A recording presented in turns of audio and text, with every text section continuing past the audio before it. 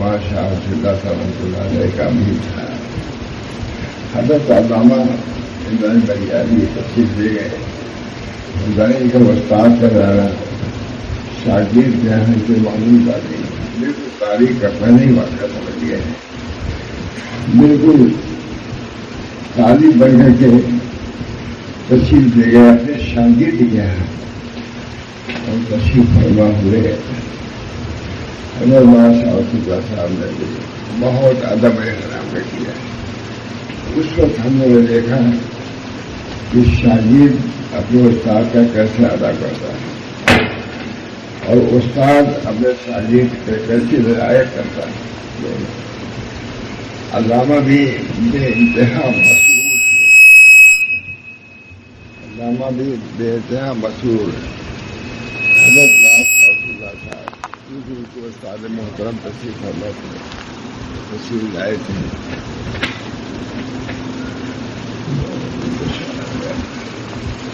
میں بہت خوش تھے. ظاہر ہے کہ استاد کے سامنے بیان کرنا تھا. ان کو اسٹیشن سے لے آئے, بیٹھایا اپنی جگہ پر اور مولانا نے خود فرمایا علامہ نے یہ بیان کروں. کہاں بتا گئے کہاں نہیں تمہیں بیان کروں. پورا جب انہوں نے بیان کیا بہت مصروف ہوئے. اس وقت ہم نے دیکھا کہ واقعی ان میں ایسی چیز ہے کہ اگر شاگرد سے میرے تبھی اس کو لینا چاہیے.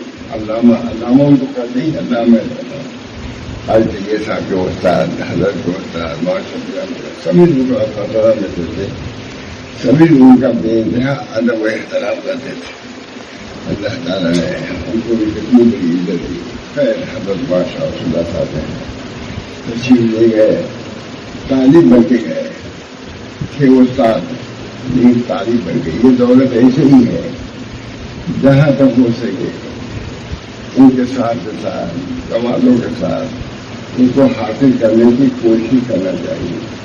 معمولی چیزوں کے لیے آدمی جھک جاتا ہے. معمولی چیزوں کے لیے دنیا کے کمتر سے کمتر چیز کے لیے آدمی جھک جاتا ہے. نہ اپنی عزت کو دیکھتا ہے نہ آبرو دیکھتا ہے. تو اللہ تعالیٰ کے لیے اگر کہیں جھکاؤ ہو جائے کتنی بڑی شہادت کی بات. تو علامہ کے لیے بھی بہت ہی خوش نصیبی کی بات. خود ہمارے حضرت کے لیے بھی خوش نصیبی کی بات. استاد مکرم حضرت استاد کے ادب میں انہوں نے کیا کیا ہے, استاد مکرم نے کیا کیا ہے اور شاگرد عزیز نے کیا کیا ہے میں بیان نہیں کر سکتا کیا حال ہے. مہاراج علامہ تشریف لے گئے اور کہا وسیع اللہ تم کیا کروں. چنانچہ انہوں نے بہت ادب کے ساتھ بیان فرمایا.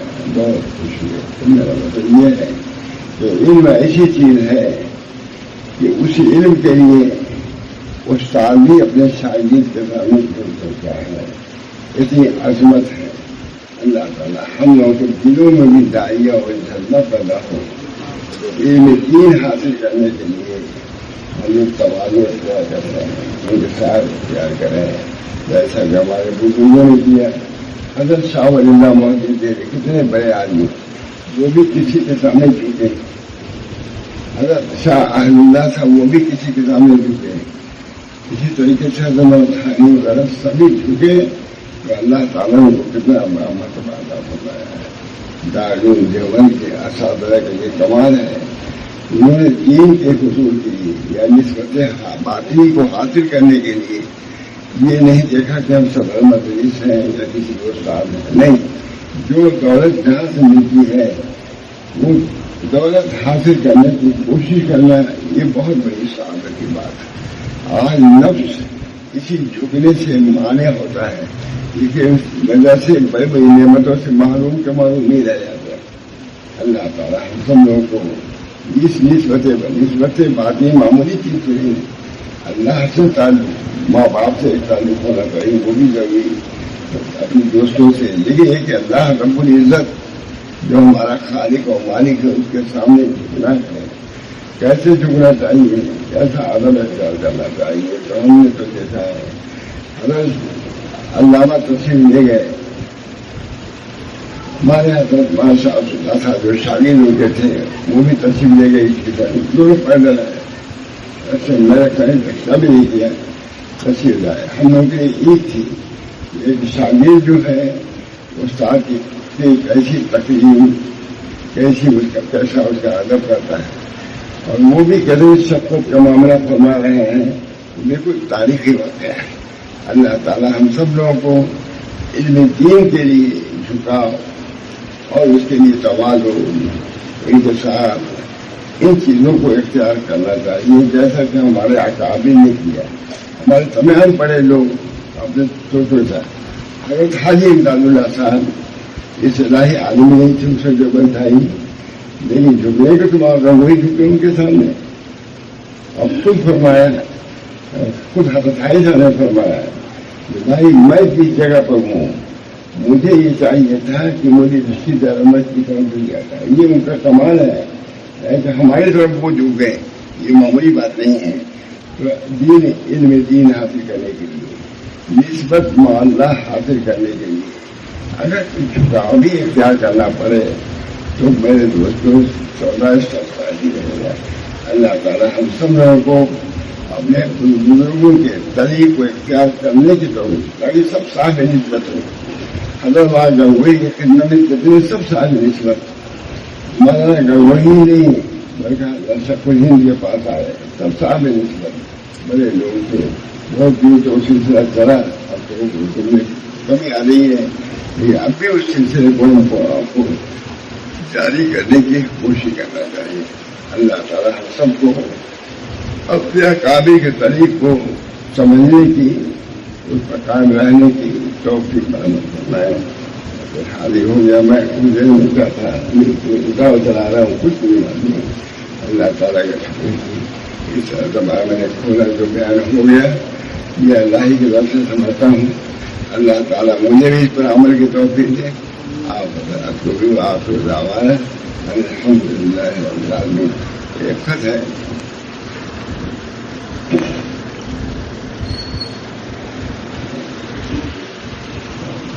عنایت اللہ کے نام لکھ رہے ہیں.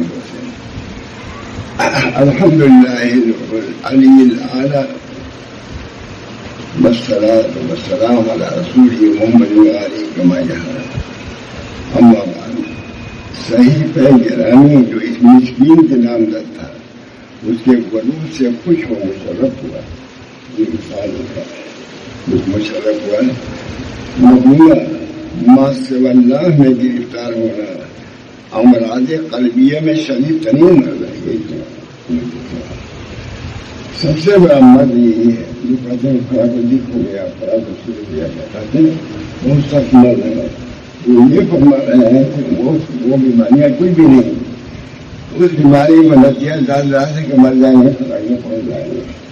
لیکن یہ امراض میں اگر مبتلا ہوں تو آگے کیا ہوگا. یہ ضرورت پڑے گی اللہ سے نسبت کی تعلق کی اس وقت ہم کیا کر رہے ہیں. اس بنا پر ابھی سے اس کی تحصیل کی بھی کوشش کرنا چاہیے. حضرت گنگوئی کے خدمت میں چھوٹی سے آنا جانا شروع کیا تھا. اللہ تعالیٰ نے کتنے بلند مرتبے پر پہنچایا جس کی توجہ نہیں. مظلومہ ماں سے اللہ میں گرفتار ہونا ماں سے اللہ میں گرفتار ہونا امراض قلبیہ میں سے شدید ترین مرض ہے. سب سے شدید مرض یہ ہے کہ اللہ کے بجائے مخلوق سے تعلق پیدا ہو اور ایسا تعلق کہ اس تعلق کو اس تعلق پر برتری دیا جائے. اس سے بڑھ کر کے کوئی مرض نہیں ہو سکتا. ظاہر بات ہے کہ آپ دیکھیے اگر باپ بھی موجود ہے بیٹا موجود ہے. اگر بیٹا آیا باپ کی طرف توجہ نہیں کیا بیٹے کی طرف توجہ کیا تو کہا جاتا تم نے عکس کم کیا الٹا کام کر دیا. اللہ رب العزت موجود ہے اپنے کبریائی کے ساتھ موجود ہے اپنے صفات عظیمہ کے ساتھ موجود ہے. پھر بھی ہماری توجہ غیر اللہ کی طرف ہو.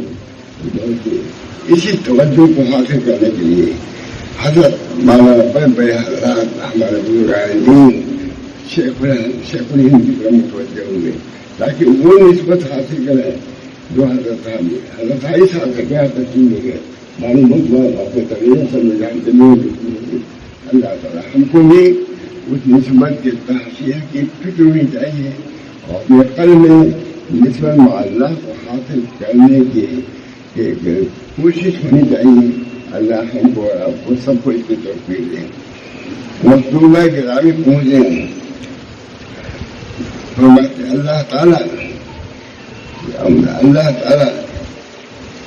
آتش شوق کو مشتعل اور شعلہ طرف کو سربلند کر دے گا.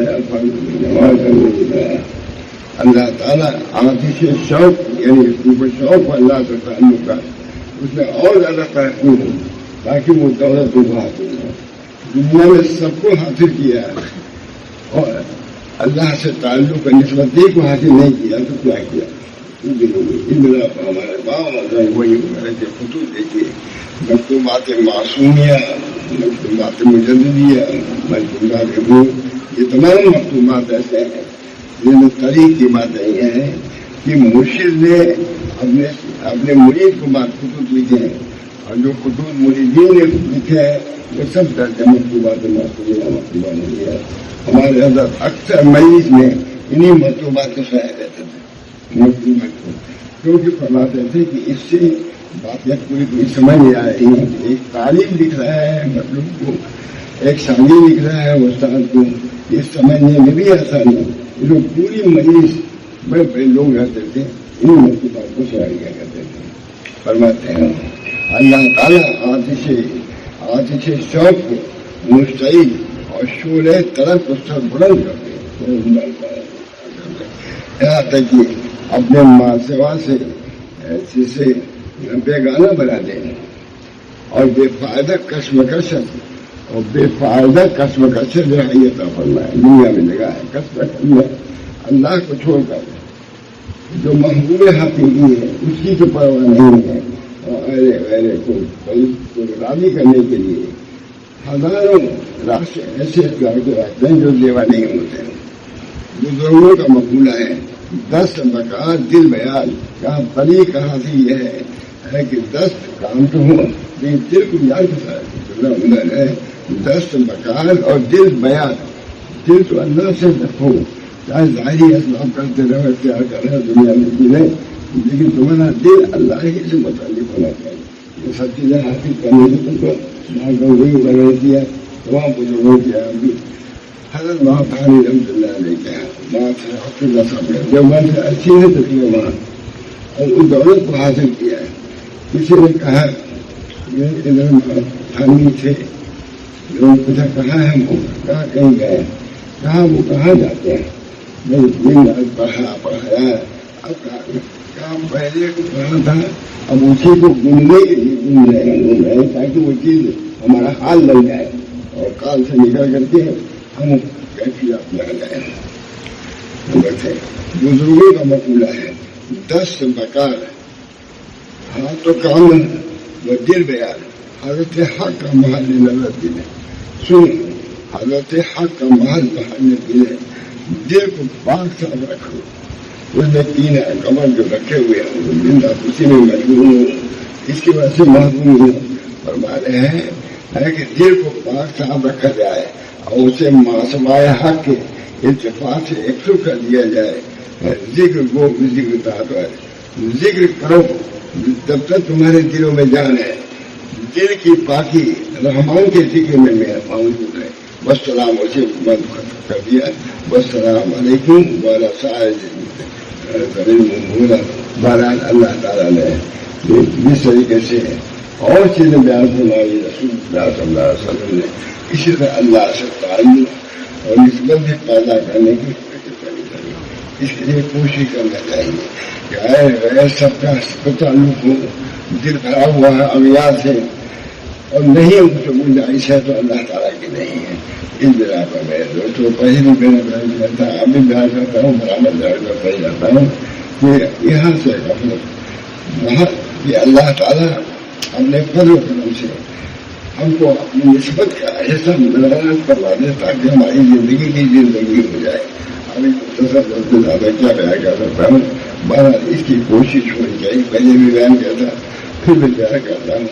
اس کی لگن ہونی چاہیے ہے کہ اللہ سے تعلق سے نسبت پیدا ہو جائے تاکہ اللہ تعالیٰ کے ہم جائیں کچھ دے کر کے جائیں، خالی کھلی نہ جائیں. اللہ تعالیٰ سب کو تربیت دے. کامیابی تو کام سے ہوگی، نہ کہ حسن کلام سے ہوگی، ذکر کے التزام سے ہوگی اور فکر کے اہتمام سے ہوگی. اللہ مجھے بھی توفیق دے، آپ حضرات کو بھی. وآخر دعوانا الحمدللہ رب العالمین. دعا فرمائیے. اللہم صلی اللہ صلی اللہ اللہ تعالیٰ ہم سب کو عافیت دے اور اپنی اصلاح کی فکر پیدا فرمائے. فکر اصلاح بہت بڑی چیز ہے. مدرسوں میں آنا بہت بڑی بات ہے. حضرت علی کے زمانے میں یہی تھا کہ فکر پیدا کرو اصلاح کی. اگر اصلاح کی فکر رہے گی آج کل اصلاح ہو بھی جائے گی، لیکن فکر بھی نہ ہو اور اس کا اعتقاد بھی نہ ہو تو کیسے حاصل ہوگا. اس بنا پر جو بھی ہمارے بزرگان دین موجود ہیں ان کے لیے بھی دعا فرمائیے. اللہ تعالیٰ صحت و عافیت کے ساتھ رکھے، مدارس ہمارے صحت و عافیت کے ساتھ چلتے رہیں. اسی طریقے سے باطنی نسبتیں جو گویا کہ مطلوب سی ہیں اس کی طرف توجہ بھی نہیں ہے، اس کی طرف توجہ ہم سب کی کو عطا فرما اور اپنے محبت سے ہمارے قلوب کو سرشار فرما. آپ نے جس کے لیے اس کے لیے بھی خاص طور سے دعا ہے. ہم سبھی لوگوں کو اپنی نسبت الہی مقصود منتوئی ورضائے تو بہت عمدہ دعا. الہی مقصود منتوئی ورضائے تو محبت و معرفت خود ملے. اے اللہ آپ ہی ہمارے مقصود ہیں، آپ کی رضا مقصود ہے. یہ بنا پر اپنی محبت سب کی محبت دل میں ہو اور اپنے خالق و مالکی کی محبت نہ ہو تو وہ دل کیا ہے، بالکل کماٹ کھانا ہے، کوئی بھی جہیز نہیں ہے. اللہ ہم سب لوگوں کو قلب منیب عطا فرمائے، قلب سلیم عطا فرمائے، اپنی محبت نسبت سے سرفراز فرمائے. ربنا تقبل منا انك انت السميع العليم برحمتك يا ارحم الراحمين بحرمة سيد النبي الكريم صلى الله